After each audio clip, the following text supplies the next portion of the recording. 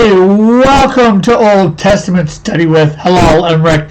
Of course, we are continuing Esther. There was some snack foods this week, as you're going to see. I had trouble getting my camera started and going properly, so Halal started without me, and then I forgot to hit the record button. So, and then something funky with my audio.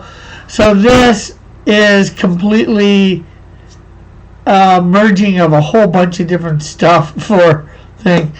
Good job. I'm getting good at this whole editing thing. So hopefully you enjoy this. He does go over Esther 3. I'm pretty sure we finished Esther 3 in last week. Let me know in the comments, one way or another, whether we did Esther last week, if you can remember, or chapter 3, because like I said, he goes over it and we will be going over it again. Anyways, on with the show. This is it. Hey everybody, this is Hillel, and Rick is having some technical issues, so I'm waiting here for him to get online, but the showtime already started. I already set it, and I guess it started. So just give you a quick recap on what we're doing while we're waiting for Rick to get in here. I produced working with the Temple Institute in Israel, I produced artwork for a Megillah Esther. Megillah Esther is just what we call the Book of Esther. And every year during Purim, we read it. And so the whole thing is a discussion of what happened in the Book of Esther and understanding its deeper meanings. And I thought it would be fun, and Rick thought it would be fun for us to put a pause on our Genesis study and cover Purim, and I'm thinking maybe we might even cover a little bit in for Passover, Pesach, and we'll see where that goes. I know he's having a lot of problems right now, so I'll just go ahead and get started, and then as soon as he's able to get in here, oh wait, is this him? No. He's come back in. He's really having a problem here. So bad for him here. All right. I'm going to go ahead and get started while he's figuring that out. So last week we got up to the end of chapter 2, and we were starting at chapter 3. And chapter 3 starts off, after these things that King Ahasuerus promote Haman, the son of Hammedatha, the Agagite, and advanced him and set his seat above all the princes. And all the king's servants that were in the king's gate bowed down, prostrated themselves before Haman, for the king had so commanded concerning him. But Mordecai would not bow down nor prostrate himself before him. So this is actually a pretty bold thing that Mordecai is doing. The king has given an order for everyone to bow down to Haman, and Mordecai has refused to do so. This is something that could actually get you put to death. So verse 3, then the king's servants that were in the king's gate said to Mordecai, why do you transgress against the king's commandment? That came to pass when they spoke daily unto him, and he did not listen to them, that they told Haman to see whether Mordecai's words would stand, for he had told them that he was a Jew.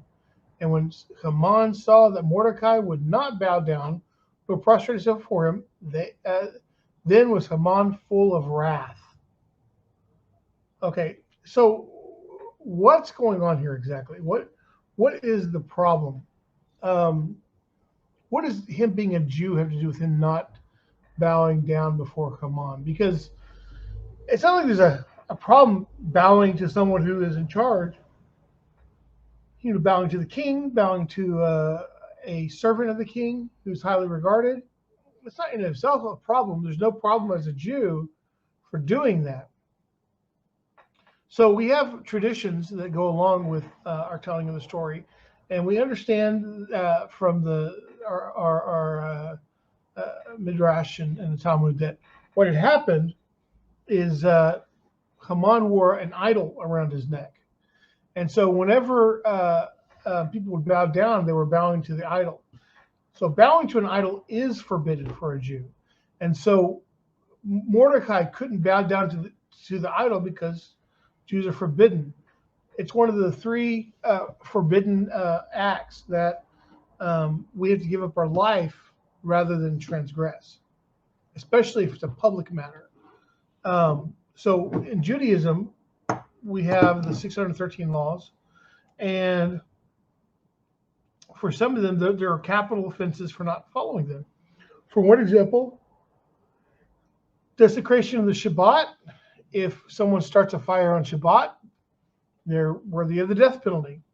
But if a person is told either light a fire on Shabbat or I'll kill you, you're allowed to violate that command of God. God gives us permission. And we know that from the book of Leviticus, where he says, you shall live by these laws. Live and not die by these laws is the way it's understood. But there are three exceptions to this, and one of them is when it comes to committing acts of avodah zarah, idol worship. So, okay, I just got a message from Rick. He's restarting his computer. And I guess I can't seem to touch him for some reason. There we go. Sorry about that, guys. All right. So anyway, so matters of avodah zarah are absolutely forbidden. Even if it costs the person their life, they can't do it. Even though this is a command from the king, Mordecai is going to ignore him because the Jewish people we serve the true king. So going further, that was verse 5. And when Haman, so that Mordecai would not bow down nor prostrate himself for him, then was Haman full of wrath. He was angry at seeing Mordecai refuse to prostrate before him. But it seemed contemptible in his eyes to lay his hands on Mordecai alone, for they had made known to him the people of Mordecai. Wherefore Haman sought to destroy all the Jews that were throughout the whole kingdom of Ahasuerus, the people of Mordecai. So the question here is, does he want to kill the Jews because of Mordecai, or did he want to kill the Jews because he wanted to kill the Jews? And Mordecai happened to give him that excuse to do so. Like dealing with one person may not really be enough for him. So what do we know about Haman that might help us answer this question? Well, for one thing, we know that Haman was an Agagite. And what is an Agagite? An Agagite is actually a descendant of King Agag. And we see King Agag in, here we go. Welcome. Hey, I'm back. There you are. I went ahead and started I got started, and we're in verse 6 right now of chapter 3. Okay. Just to, because I set the timer and it went off, so I had to start the show. Just because the timer goes off doesn't mean you have to start the show. Well, I'm impatient, so. Okay, you said it, not me. Well, the verse I just read says, okay, so verse 5 says, and when Haman saw that Mordecai would not bow down nor prostrate himself before him, then was Haman full of wrath. So the first question that I dealt with, Rick, was why wouldn't Mordecai bow down to Haman? Do you know the answer to this? Because you only bow down to God. I think is it sort of, or because he wasn't really the king or whatever. He wasn't in the one in command. Well, the king actually commanded. He actually commanded that people bow down to Haman. Yeah, It said in a previous verse. So here's what I was explaining to everyone. There's nothing wrong for a Jew to bow down, because his answer is, if people say, "Why aren't you bowing down to Haman?" He says, "Well, I'm a Jew." So what does that have to do with bowing down to Haman? There's nothing wrong. Like if I go to if I meet a powerful king, there's nothing wrong with me bowing down to the king. It's probably a pretty good idea to show him some respect. And also the idea of their kingship, you know, they were allowed to be rulers, kings. God allowed that to happen. So they have their power because God put them in power. So so that's not even really an issue. So what is the issue? Well, for the story, oh, pardon me. I'll For think the about story, it. Oh, there we go. There I am. From the okay. story, we don't know really what the reason. The story doesn't really provide us with the answer. But from our other texts, the Megillah, Tractate Megillah, which is a book of the Talmud, and we have Midrash that tell us that that Haman used to wear an idol around his neck, and so when people bowed down to Haman, they were bowing down to his idol. Okay. And so a Jew's not allowed to bow down to an idol, and that was the big problem. And in fact, bowing to idols is one of the 3 commandments that we are not allowed to violate. Yeah, do not have any other gods before me. Right. Even on the pain of death, we can't violate it. There are other commandments that we can violate, even though we carry a death penalty normally. But it's understood that because it says in Leviticus, that you shall live by these laws. So live by these laws, not die by these laws. So generally, most commandments, if it's a life and death situation, you can violate them in order to preserve your life. But there are three exceptions to this rule, and this is one of them: bowing down to an idol, especially when you're doing it in public. Haman wanted people to do it in public. Yeah. So go ahead. Again, why on a different thing that I think I sort of referenced last week too is Shadrach, Meshach, and Abednego bowing before the idol when the music was played when Nebuchadnezzar.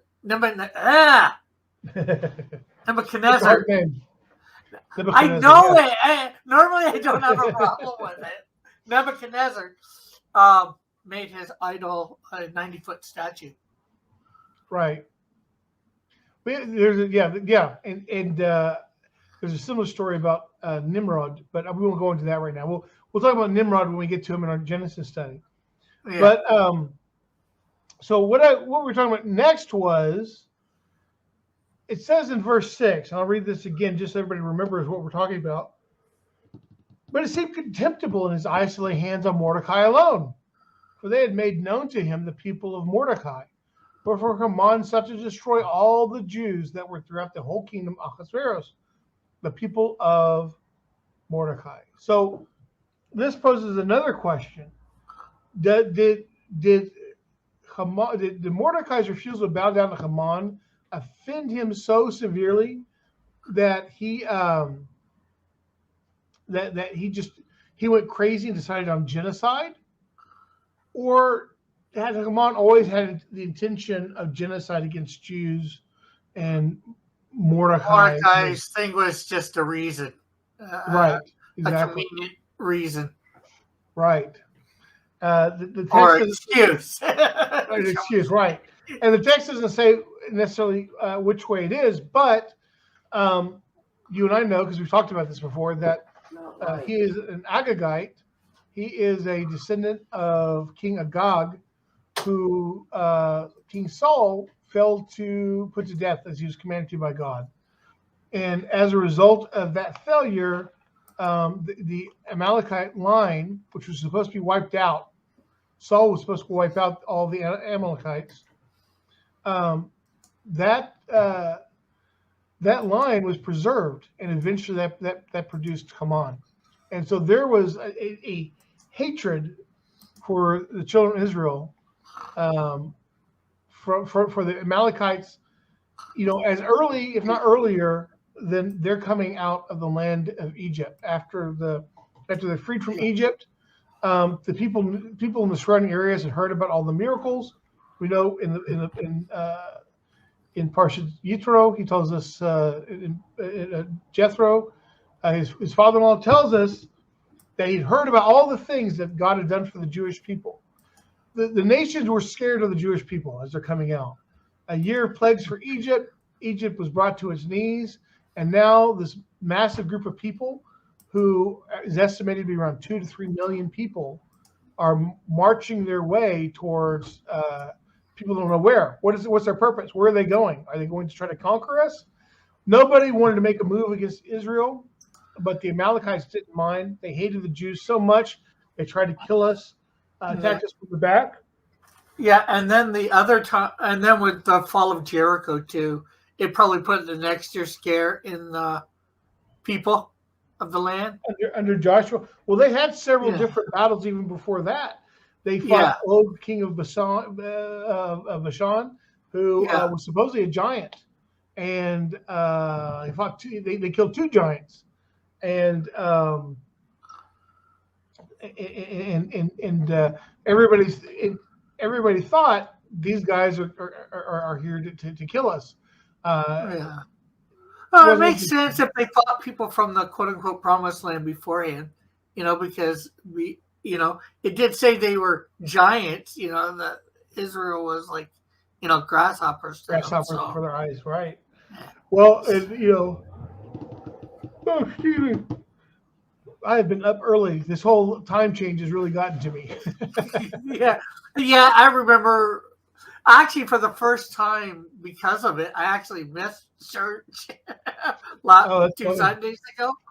It's like I forgot that it was happening and all that, and my phone updated, but my phone wasn't near me with the alarm on.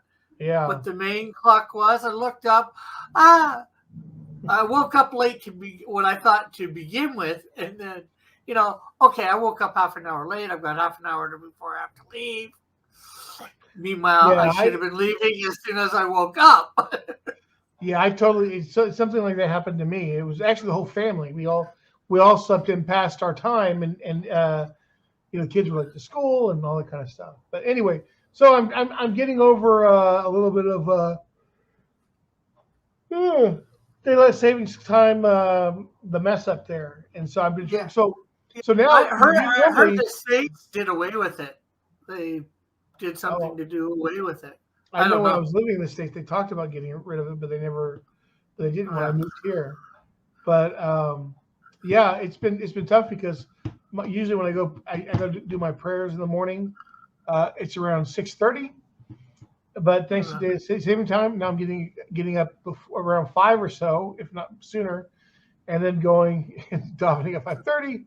And then, but it's 6:30 on the clock, but it feels like 5:30.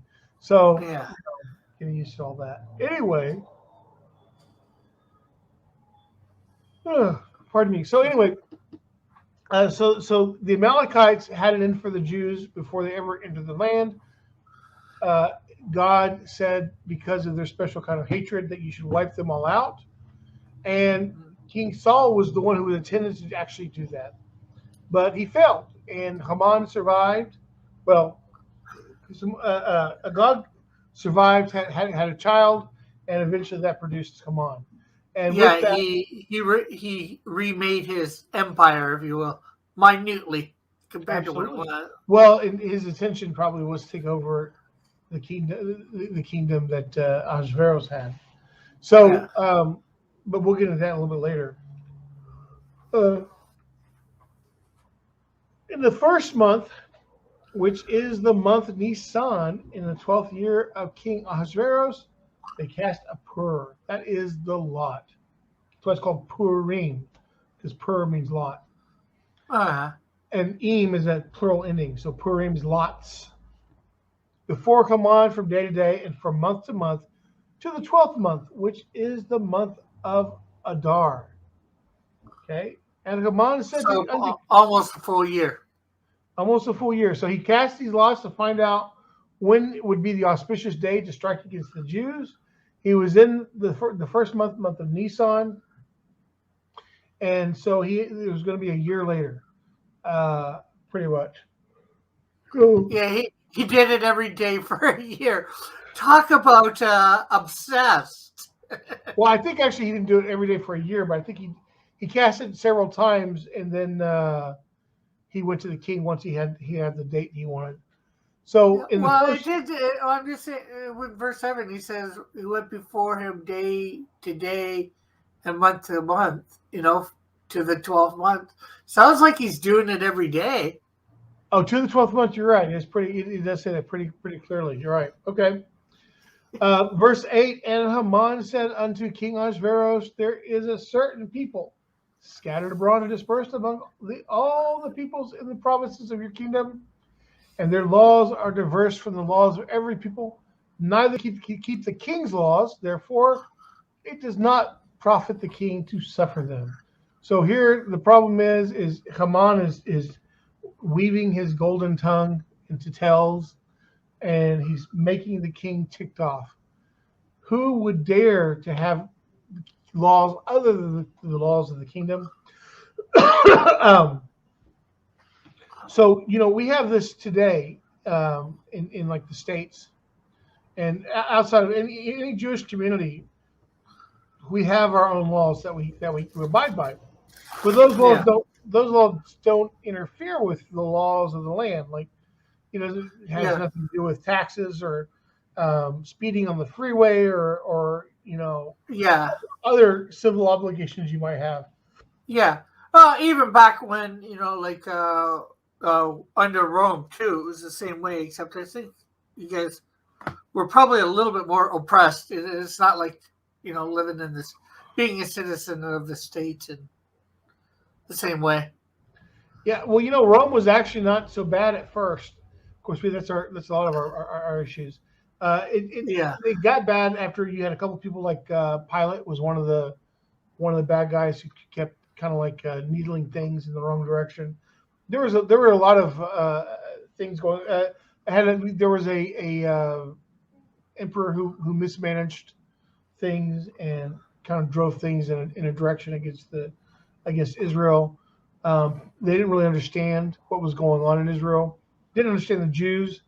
They didn't understand that really Jews are okay with you being in charge. Just let them worship God, and they'll be fine. But here we have the constant problem, and that is the Jews are different. And this is a recurring theme throughout Jewish history, is that because Jews are different, and I don't mean just like a little different. If you go and compare a religious Jewish neighborhood to like just whatever you see in your hometown or whatever else, it's gonna be a very stark contrast to what you're going to experience. It's a completely different culture. Like you would experience with like even like the Muslims, right? It'd be very different.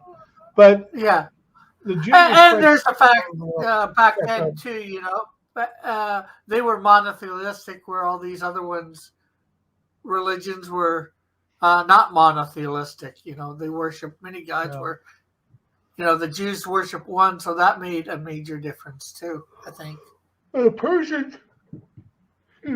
The Persians at this time were Zoroastrians, and Zoroastrianism is a two-god religion.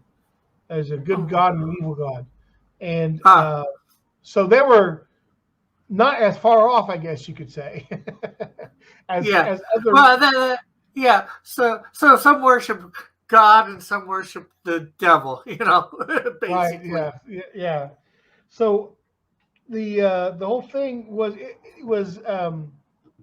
generally speaking, I think that there was a kind of tolerance for Jews on some level with some kingdoms up to a point.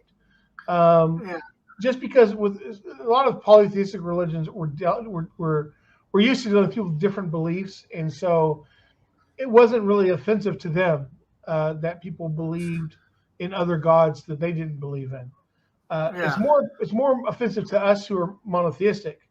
Like the Christians and the Muslims and the Jews all have a real big problem with other gods, and we get upset about that kind of stuff. So we're actually much less tolerant than the polytheists. But the polytheists live in such savagery and evil that who would want to be one anyway? So their laws are diverse from those of every people, which is true. Neither to keep the king's laws. Now this is So what he's probably referring to here is the king's command for Mordecai to bow to Haman. So he says, why are we putting up with these people? So if it please the king, let it be written that they be destroyed, and I will pay 10,000 talents of silver into the hands of those that have charge of the king's business to bring it into the king's treasuries. He hates the Jews so much, he's willing to pay 10,000 talents of silver just to have the opportunity to wipe out the Jewish people. This isn't like a sane kind of hatred, right? I think we see a lot of that insane kind of hatred today in certain sects of society. It is happening. Like, you can't talk to anybody. It's more and more. You're either on that side or you're on this side. If you're on that side, you're my enemy. If you're on this side, you might still be my enemy. I'm not sure. And the king took his ring from his hand and gave it unto Haman, the son of Hammedatha, the Agagite, enemy of the Jews. Oh, one thing I have not talked about, and that is the custom when we read the Megillah, the book of Esther. Every time we come to Haman's name, they say Haman. People have groggers. They yell, they boo, they stomp. Everything to drown out the sound of Haman's name. So this is part of and the kids love it, obviously, because you have to make all this noise, and you're not normally. Kids love making noise. They love making noise, so it's a very popular thing. For most kids, anyways. What's that? Most kids, yes. Then were the king's scribes called in the first month on the 13th day thereof, and there was written according to all that Haman commanded. See, this is why I got a little confused with the timing here, because it says they were called in the first month on the 13th day. So it sounded like here that we were still in that first month of the year, and it was going to be 11 months later. So I have to look at that and see if there's a way to reconcile. Well, probably what it is for the first month is, the 12th month is over and it's a new first month, a new year. Yeah, but are you claiming that he spent 12 months casting lots? Yeah, the entire year, and so they started a second year. Yeah, well, yeah, and it's around the end of the, what did it say there in verse whatever? He casts day by day till says on whatever day of the 12th month. To the 12th month. Does it say a specific day? Like the day, 4th day to the 12th month, which is the month of Adar. It doesn't say. So to the 12th month probably means that at the end of the. It can either mean the end of the previous month, or it could mean the very beginning of the 12th month. So that's because throughout the whole, or could it mean throughout the whole month as 12th month as well? He did it in. Well, it says two. I don't have the Hebrew in front of me. I downloaded the English one in front of me. I have to look at the Hebrew one. I'll tell you that for sure. Yeah. I'm just thinking this is the next year. A couple days. The end of the 12th month. A couple days later into the new year, first month of a year, he goes to him. To me, that would sound reasonable, logical, at least. Right. It's a possible interpretation. Like, I think there are a couple of possible interpretations with this because you have to know how the calendars worked with the Jews and with the Persians. I don't know if they worked the same as far as the way the time was kept. For example, but it's describing it in the Jewish months, right? Here, because Adar and a lot of this stuff is being inscribed into the chronicles of the kings of Persia and Media Persia. So, but is Adar a month?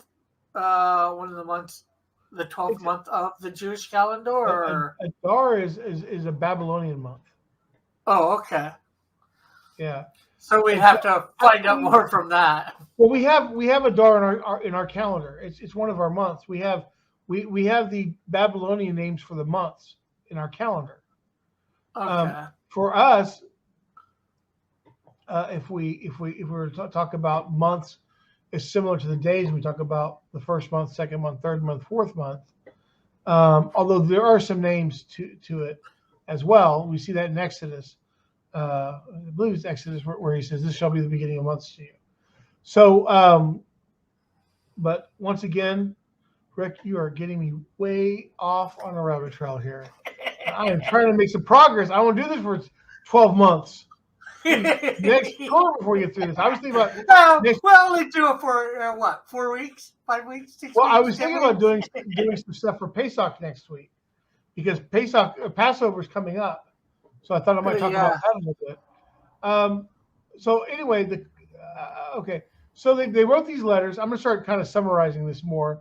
They summarized the letters and sent them out. They sent them out everywhere in the kingdom to let everybody know that they could start killing Jews, women, children, old, young, all they wanted to, starting on the 13th day of the 12th month. Okay, and so this copy was sent out everywhere. Yeah. So they were making like a holiday, for lack of a better way of saying it. Yes, on this day we're celebrating killing Jews. And that was it. Yeah, exactly. So now we're in chapter 4, and Mordecai finds out what's going on. So, go ahead. Didn't we do 1 through 3 last week? I thought we did through 3. I thought we did up to 3. So you were going to start at 3. No, I thought we did through 3. Well, I guess I was wrong. Doesn't matter. We did 3 away again then. I'd have to, I guess, relook at it. So I'll just go forward with chapter 4, and I'll try to move this along a little bit faster.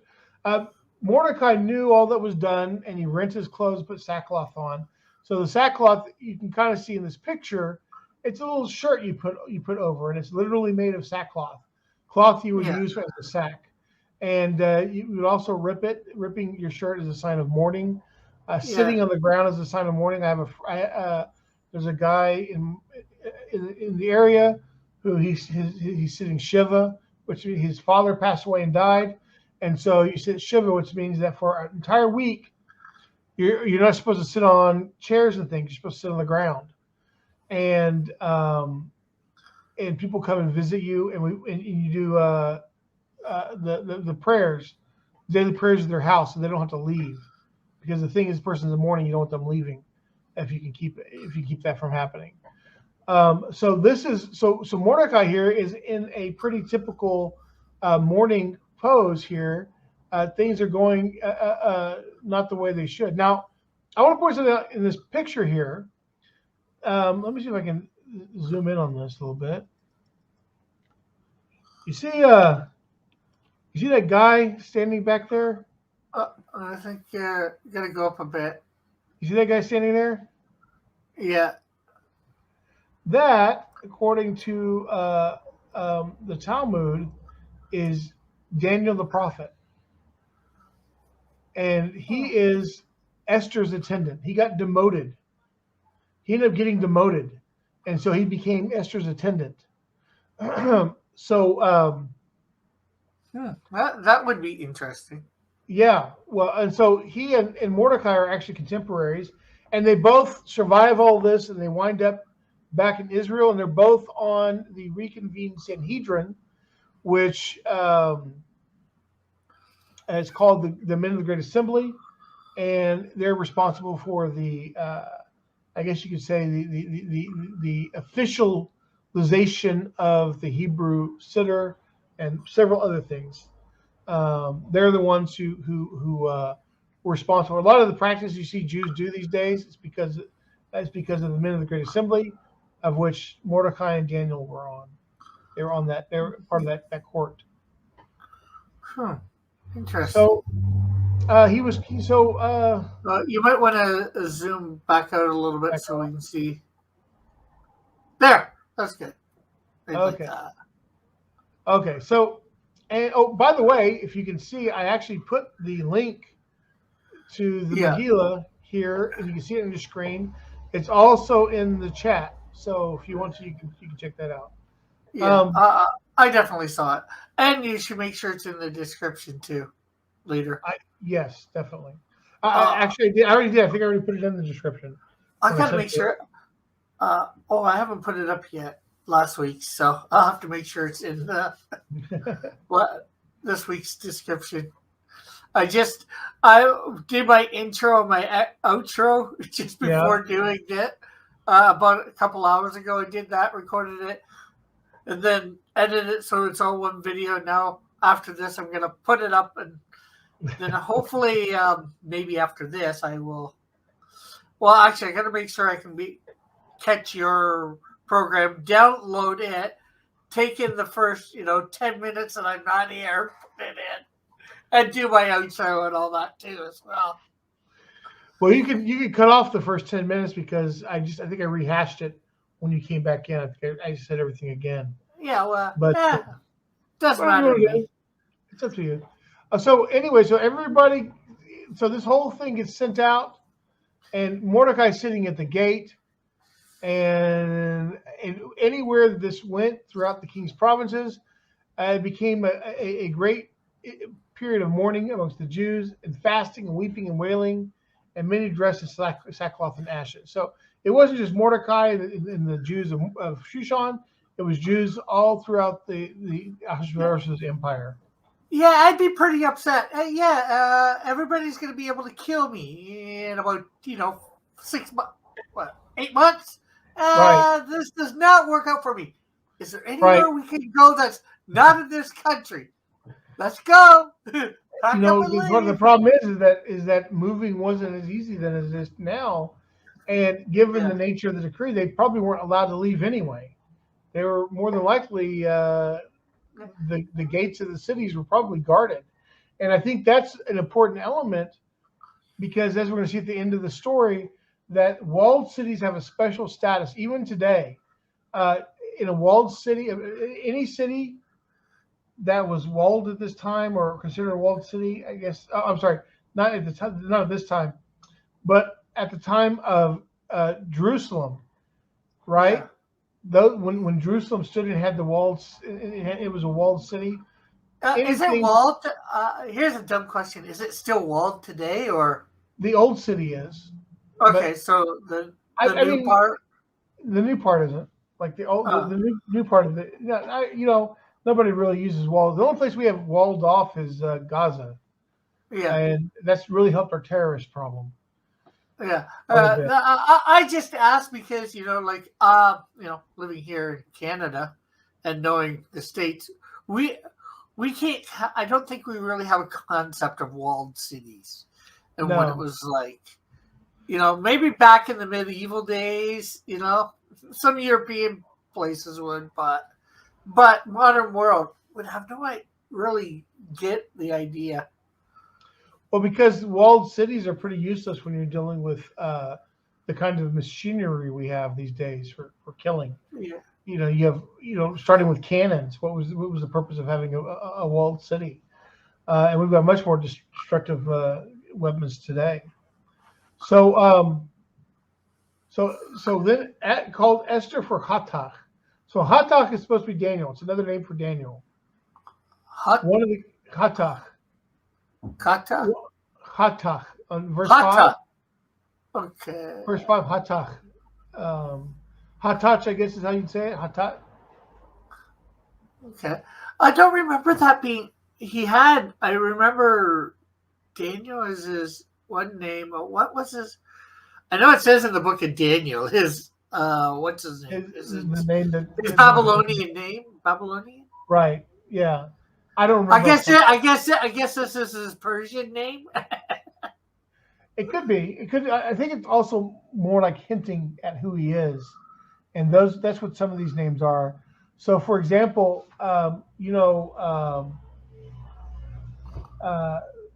Sarah had a servant named Hagar.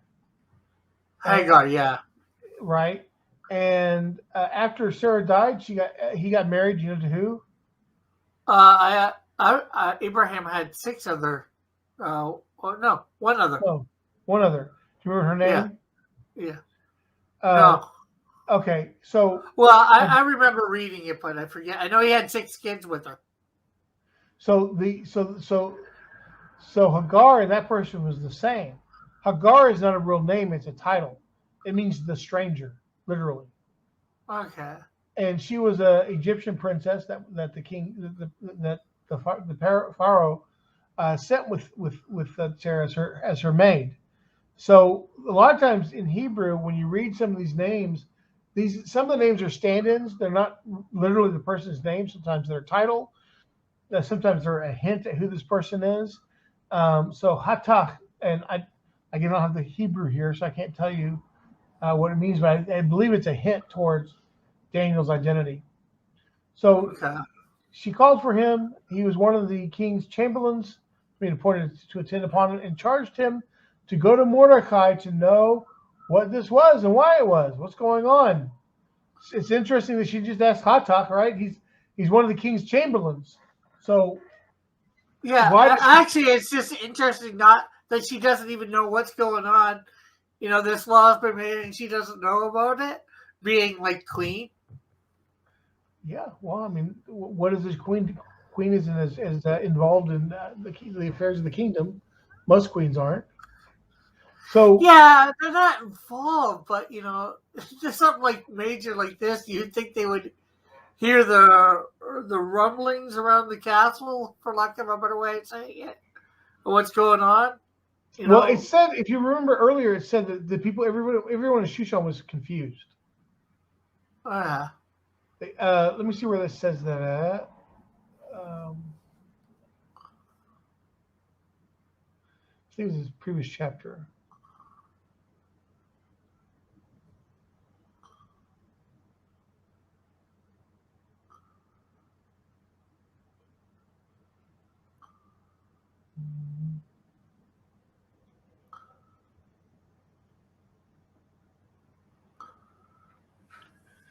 According to all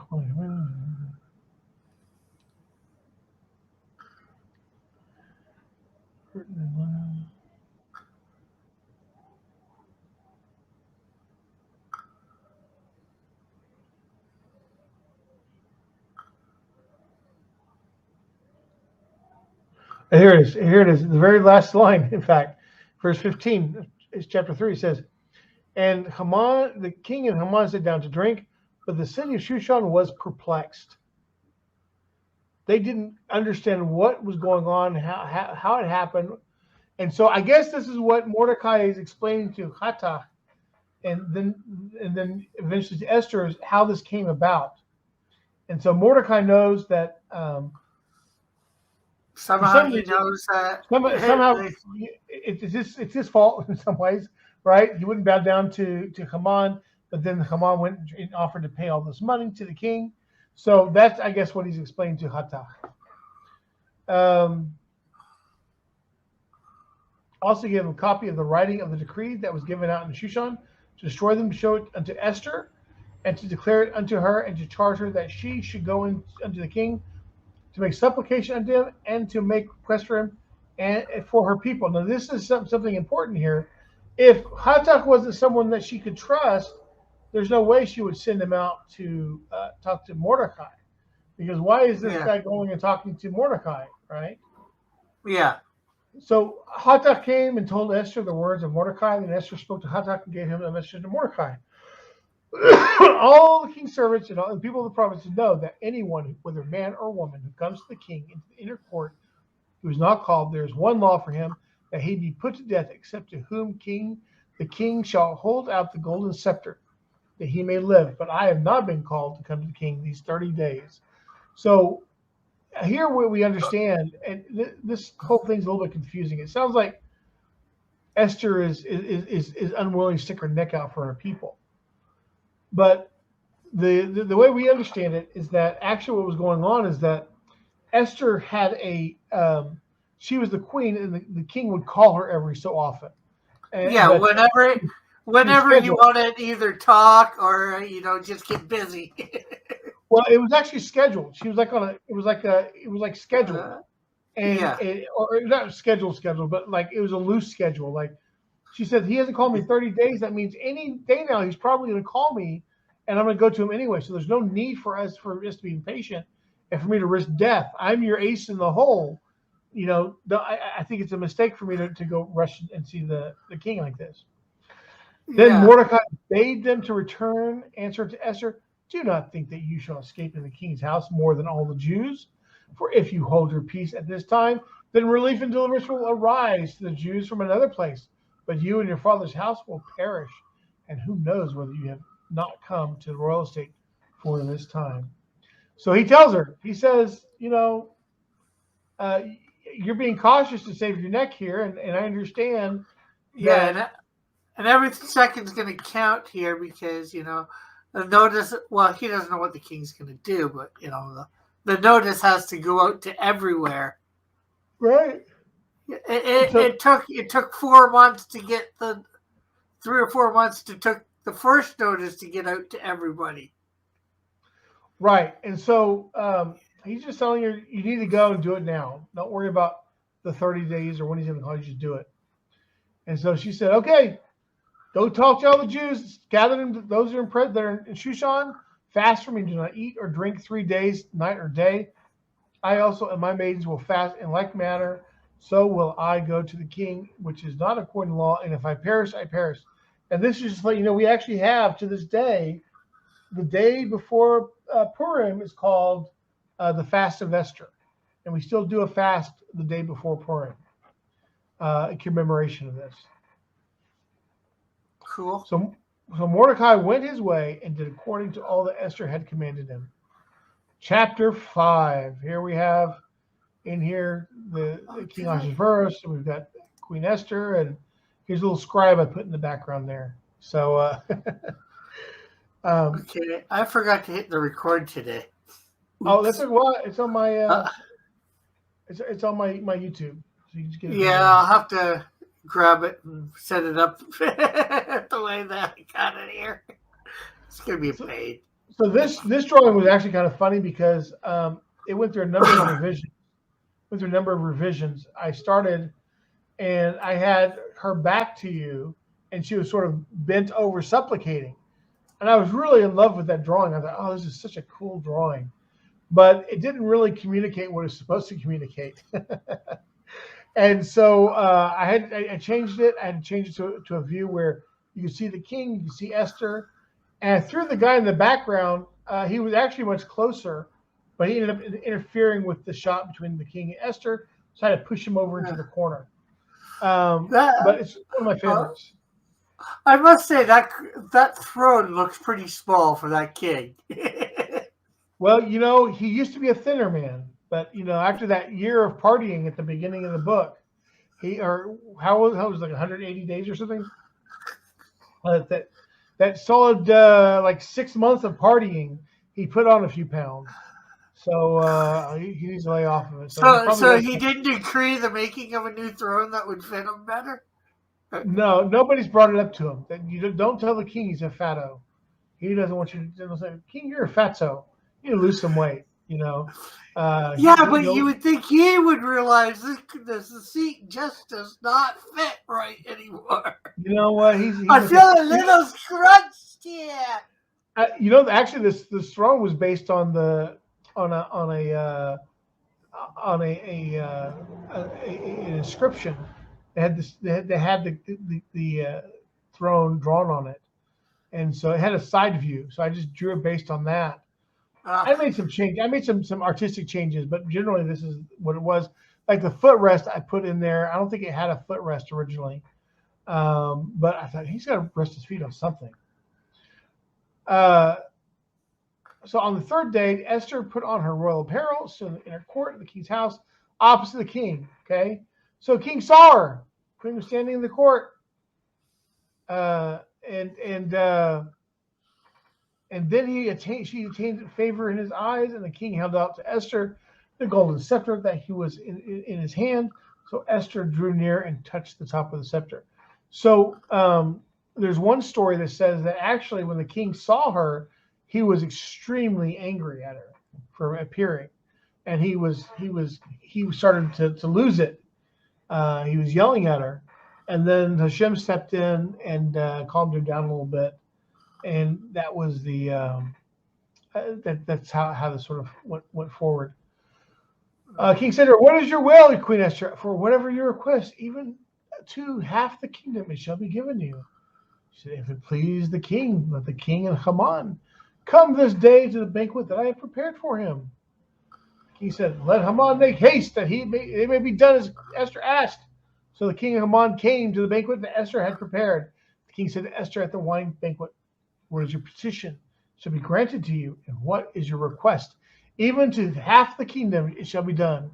Then answered Queen Esther, said, "My petition and my request is, if I have found favor in your eyes, the king, and if it pleases the king to grant my petition and my request, let the king and Haman come to the banquet, and I shall prepare for them, and I will do tomorrow as the king bade." So Haman's pretty excited about this, right? But here's the thing: is that we have a little more information. We know that that Haman is excited, but this is one of the things that makes Ahasuerus look at him and go, "I don't know if I trust this guy." Why is Queen Esther inviting Haman? Me and Haman?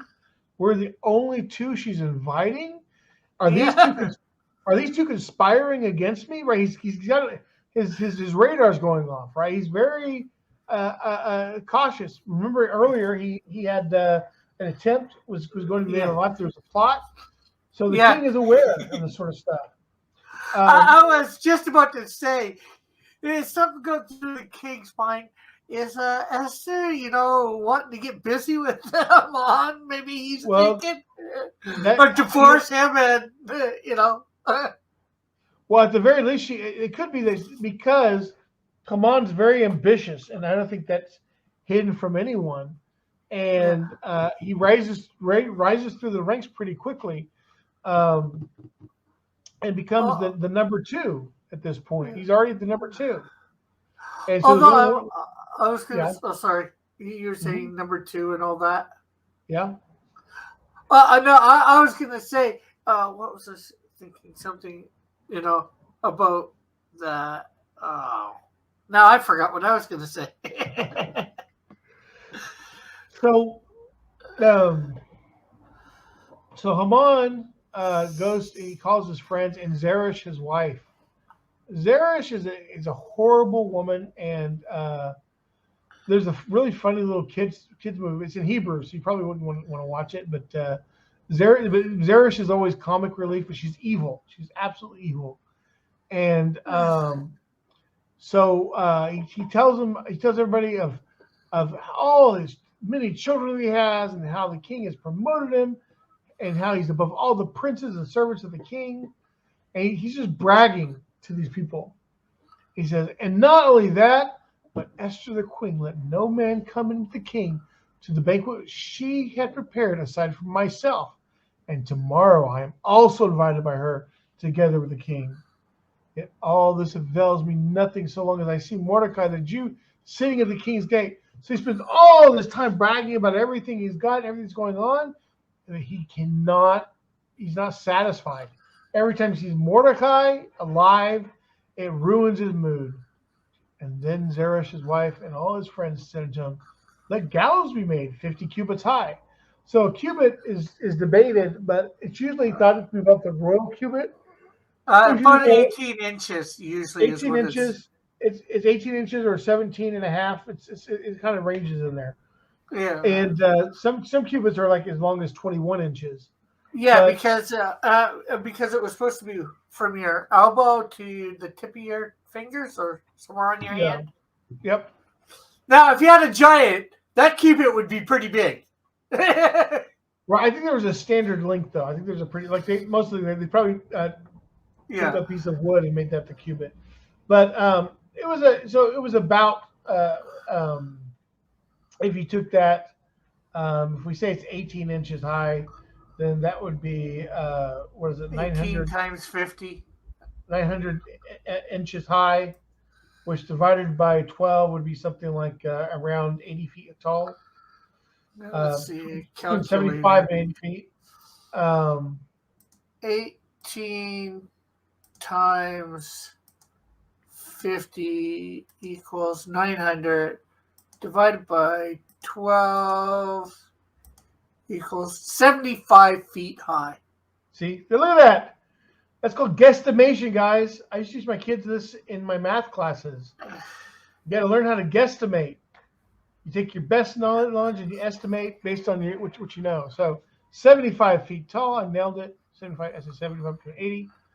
I have to take these small victories, Rick. Otherwise, I never get to brag about anything. Yeah. So, I anyway, think I remember what I was going to say. I was going to say something about her getting, like up to half the kingdom. Obviously, the king must have really liked Esther. Yeah, but he was also kind of a guy that seemed to just sort of like follow flights of fancy. So he might have given her half the kingdom, but he might have been taking it back. Who knows? This guy. Yeah. So they say, let gallows be made 75 feet tall. In the morning, you will speak to the king that Mordecai may be hung on it, and go merrily with the king to the banquet. And this pleased Haman, and he had the gallows made. Chapter 6 is where things start going bad for Haman. Right? He goes to the king. I'm going to summarize what happens here because I really do want to finish this tonight. He goes to the king, and he just can't wait till the morning. He has to go see the king late at night to tell him about his gallow plan. And the king has this dream, or he doesn't have a dream. He's woken up disturbed from his sleep. Can't go back to sleep. Says, okay, so bring me something. Yeah, and then he goes, goes down to read, and he finds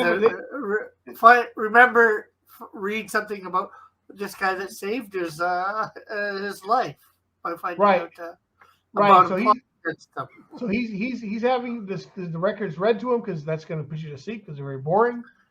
Hears about Mordecai and goes, I got to do something. I can't believe I didn't do anything for this guy. This guy saved my life. If other people find out that I didn't reward someone who saved my life, who else is going to step forward next and save my life? So I need to reward this guy. And then he realized there's somebody outside waiting for him. Who is it? Who's out there? It's Haman. Well, he says,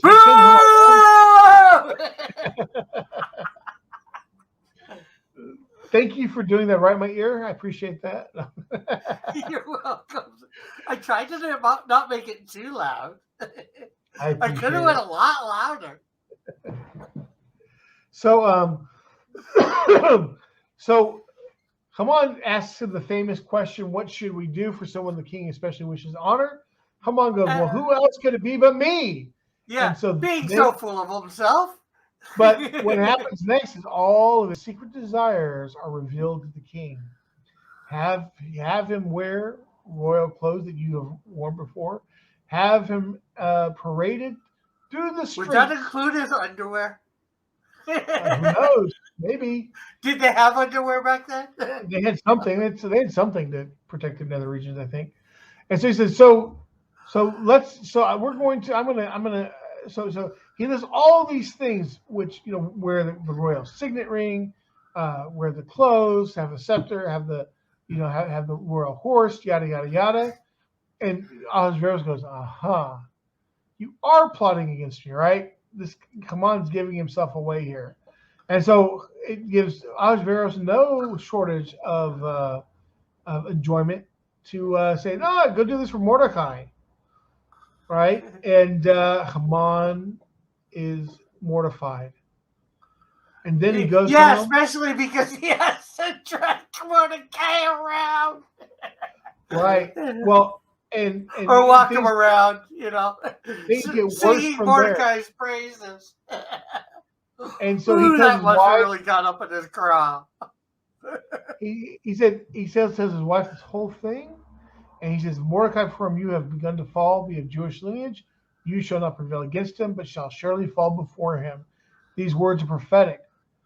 There's more to it in some of the other sources, but we know from the very beginning the reason he chooses the decree and everything he does is because he wants to use a method that the Jews have not survived so far. So there have been a lot of things that the Jewish enemies have tried to do to kill the Jewish people, and none of them worked. So they needed to do something different, and now even that's not working out. So chapter 7 And I guess I'm not going to make it's 10 o'clock now, and I have to go because I have something to do with my wife. But I guess we can do the last 3 chapters next week. Yeah. That's what I figured it was going to be, you know, where we get to. All right. Well, we'll do that. So, and the week after that, we'll do something on Facebook, I think. Yeah. So next week we'll be doing 7, 8, 9, and 10. So 4 chapters. And we did 4 chapters today. Although we did. I thought we went through 1 to 3. I'm going to have to recheck because I put my thumbnail for last week's 1 through 10. We could have. We could have. You know, I could have just forgotten about it. Yeah. But okay, well, I hate to rush us off, but I have got to. I promised my wife I would be done very quickly. So, Rick, I will see you next week on Sunday. Yeah. And sorry I missed you. Well, did you see me you never saw me in your chat on Thursday afternoon? Well, afternoon for me. I did not. When you're doing the vector thing. Yes. What did you think of that? Pretty good. I didn't watch all of it, but I was there for 10, 15 minutes or more. Okay. Well, great. That's great. It was a lot of fun for me. It's something did you do anything with your other friend before that? Because that's usually on Thursdays. No, he's last week and this week he's not going to be available, so we're going to start back up the week after.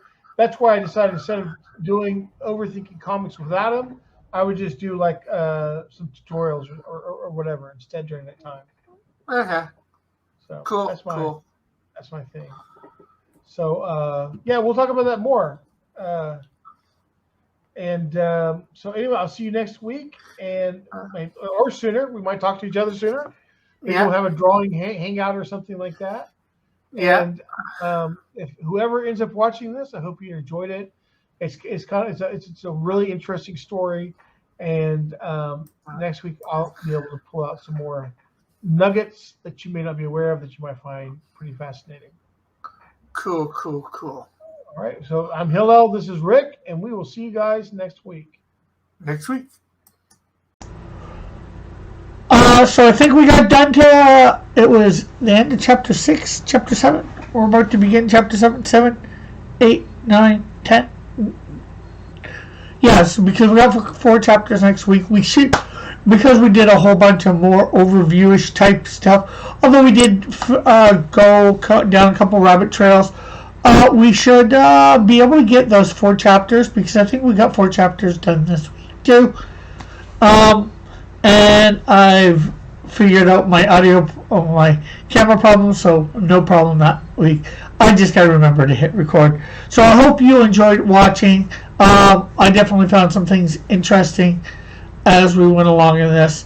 Hopefully you did too. Again, let me know in the comments and approximately where to, because as Hillel said before, sometimes we're not quite sure what you mean, but where in what your comments to. Make sure we know that. Okay, thank you very much. Bye for now. God bless. Love you all. Have a great and wonderful day.